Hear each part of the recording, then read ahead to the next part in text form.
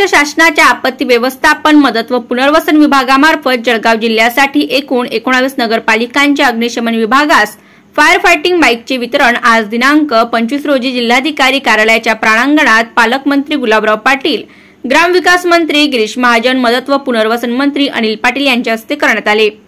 प्रसंगी आमदार चंद्रकांत पाटील, आमदार किशोर पाटील, आमदार मंगेश चव्हाण, आमदार सुरेश भोडे, आमदार लता सोनवणे, जिल्हाधिकारी आयुष प्रसाद, जिल्हा पोलीस अधीक्षक महेश्वर रेड्डी, जिल्हा परिषद मुख्य कार्यकारी अधिकारी श्री अंकित, आपत्ती व्यवस्थापन अधिकारी नरवीर रावळ उपस्थित होते।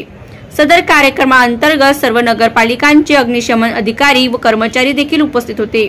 या सर्व अधिकारी कर्मचारी यांना यावेळी या यंत्रासह सज्ज असलेल्या दुचाकीच्या साह्याने आग विझवण्याचे प्रात्यक्षिक करून दाखविले। महान्यूज 19 जळगाव।